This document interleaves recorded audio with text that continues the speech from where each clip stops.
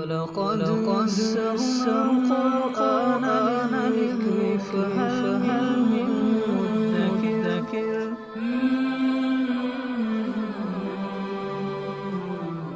سورۃ النساء آیت نمبر 37۔ اعوذ باللہ من الشیطان الرجیم، بسم اللہ الرحمن الرحیم۔ الذین یبخلون ویأمرون الناس بالبخل ویکتمون ما آتاهم اللہ من فضلہ وأعتدنا للکافرین عذابا مہینا۔ والذین ينفقون أموالهم رئاء الناس ولا يؤمنون باللہ ولا بالیوم الآخر ومن یکن الشیطان له قرینا فساء قرینا۔ الذین یبخلون، وہ لوگ جو بخل کرتے ہیں، خود بھی بخل کرتے ہیں، ویأمرون الناس بالبخل، اور لوگوں کو بھی بخل کا حکم کرتے ہیں، ویکتمون ما آتاہم اللہ من فضلہ، اور جو اللہ نے اپنا فضل ان کو عطا کیا اس کو چھپاتے ہیں۔ حضرت عبداللہ ابن عباس رضی اللہ عنہما کی روایت کے مطابق اس آیت مبارکہ سے مراد یہود مدینہ ہے کہ وہ بخیل تھے، مال خرچ کرنے کے اعتبار سے بھی اور علم خرچ کرنے کے اعتبار سے بھی۔ علم ان کو تھا نبی پاک صلی اللہ علیہ وسلم کے نبی آخر الزمان ہونے کا، نبی برحق ہونے کا۔ ایک تو خود بھی اپنے اس علم کے اوپر عمل نہیں کرتے تھے، دوسرا لوگوں کو بھی نہیں بتاتے تھے، اور جو ایمان لانا چاہتا تھا اس کو بھی روکتے تھے۔ تو مال میں بھی بخل اور علم میں بھی بخل۔ اور ایک روایت کے اندر آتا ہے کہ اللہ تعالیٰ روزانہ 2 فرشتے بھیجتے ہیں۔ ایک فرشتہ کھڑے ہو کر اللہ تعالیٰ سے زمین پر یہ دعا کرتا ہے کہ اللہ، جس نے اپنے مال کو تیری رضا والے کاموں میں خرچ کیا اس کو اس کے مال کا بدلہ عطا فرما۔ اور دوسرا فرشتہ کہتا ہے کہ اللہ، جس نے خرچ کرنے کی جگہوں میں بھی اپنا مال خرچ نہیں کیا، بخل کیا، اللہ اس کے مال کو ہلاک فرما۔ تو ظاہری بات ہے جب اللہ تعالیٰ بھیج رہے ہیں تو اللہ تعالیٰ ان کی ان دعاؤں کو قبول بھی فرماتے ہیں۔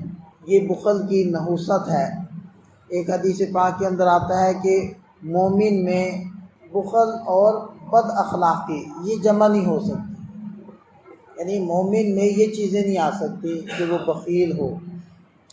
اسی طرح ایک حدیث پاک میں آتا ہے کہ سخی اللہ کے قریب ہے، جنت کے قریب ہے، لوگوں کے نزدیک محبوب ہے اور جہنم سے دور ہے، اور بخیل اللہ سے دور، جنت سے دور، لوگوں سے دور اور جہنم کے قریب ہے۔ تو اللہ تعالیٰ سے پناہ مانگنی چاہیے، جہاں خرچ کرنا چاہیے وہاں دل کھول کر آدمی کو خرچ کرنا چاہیے۔ تو بہرحال ارشاد فرمایا کہ وَأَعْتَدْنَا لِلْكَافِرِينَ عَذَابًا مُهِينًا، ہم نے کافروں کے لیے اہانت والا عذاب تیار کر کے رکھا ہوا ہے۔ وَالَّذِينَ يُنْفِقُونَ أَمْوَالَهُمْ رِئَاءَ النَّاسِ، یہ جو بخیل ہیں یہ پہلی بات تو مال خرچ ہی نہیں کرتے، اگر ان کو کرنا پڑ جائے تو رِئَاءَ النَّاسِ، لوگوں کو دکھانے کے لیے خرچ کرتے۔ اب لوگوں کو دکھانے کے لیے خرچ کرنا یہ اور بھی زیادہ خطرناک بات ہے۔ نبی پاک صلی اللہ علیہ وسلم کا ارشاد ہے کہ مجھے تمہارے اوپر شرک اصغر کا خطرہ ہے۔ تو صحابہ نے پوچھا یا رسول اللہ شرک اصغر کیا ہے؟ تو آپ نے فرمایا دکھلاوا، دکھلانے کے لیے کام کرنا۔ ایک حدیث پاک میں آتا ہے کہ اللہ تعالیٰ فرماتے ہیں کہ میں مشرکین کے شرک سے بیزار ہوں۔ جو شخص کوئی نیک عمل کرے اور اس کے اندر شرک کا اور ریا کا اس کا جذبہ ہو تو اللہ تعالیٰ اس عمل کو اپنے شریک کے لیے چھوڑ دیتے ہیں کہ جس کے لیے کیا وہ جانے، اور اس عمل کرنے والے کو بھی چھوڑ دیتے ہیں۔ اور ایک حدیث پاک میں آتا ہے کہ قیامت کے دن اعلان ہو جائے گا کہ جس نے جس کے لیے عمل کیا تھا اس سے جا کر بدلہ لے لے، ہمارے لیے کیا تھا تو ہمارے پاس آ کر بدلہ لے، اور اگر کسی اور کے لیے کیا تھا تو اس کے پاس جائے اور اس سے بدلہ لے لے اور دیکھے بھلا اس کے پاس بدلہ ہے۔ یہ عمل کا بدلہ اللہ تعالیٰ ہی دے سکتے، چاہے وہ مال خرچ کرنے کا ہو، چاہے وہ ویسے بدنی عبادات ہوں، نماز ہو، روزہ ہو، کوئی بھی عمل ہے، اس کا بدلہ اللہ ہی نے دینا ہے، اللہ ہی دے سکتے ہیں۔ لہذا لوگوں کی خوشنودی یہ دل کے اندر نہیں ہونی چاہیے۔ اور ولا یؤمنون باللہ ولا بالیوم الآخر، یہ لوگ نہ اللہ پر ایمان رکھتے ہیں نہ یوم آخرت پر ایمان رکھتے ہیں۔ ومن یکن الشیطان لہ قرینا، اور جس شخص کا ساتھی شیطان بن گیا، فساء قرینا، کتنا ہی برا ساتھی ہے۔ وماذا علیہم، اور ان لوگوں کا کیا نقصان تھا، لو آمنوا باللہ والیوم الآخر، کہ یہ لوگ اگر اللہ پر یوم آخرت پر ایمان لے آتے، وانفقوا مما رزقهم اللہ، اور جو اللہ نے ان کو مال دیا تھا اس میں سے خرچ کرتے، وکان اللہ بہم علیما، اور اللہ تعالیٰ ان کو خوب جانتے ہیں۔ ان اللہ لا یظلم مثقال ذرہ، یقیناً اللہ تعالیٰ ذرہ برابر بھی کسی پر ظلم نہیں کرتے۔ وَإِن تَكُ حَسَنَةً، اگر ان کے پاس کوئی نیکی ہوگی، یضاعفها، اللہ ان کو دگنا اس کا بدلہ عطا فرمائے۔ نیکی کے بارے میں اللہ تعالیٰ کے ضابطہ یہ ہے کہ 10 گنا تو یقیناً اجر ملے گا، بقیہ جتنا اخلاص زیادہ ہوگا اتنا ہی اجر بڑھتا چلا جائے گا۔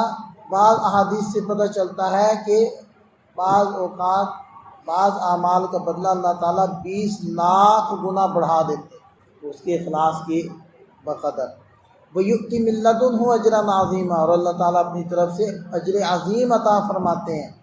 فَكَيْفَ إِذَا جِئْنَا، پھر کیا حالت ہوگی جب ہم من کل امت بشہید، ہر امت سے ایک گواہ کو لائیں گے، یعنی ہر امت میں سے اس امت کا جو نبی ہوگا، اس قوم کا جو نبی ہوگا، وہ نبی اس امت کے اعمال پر گواہ ہوگا۔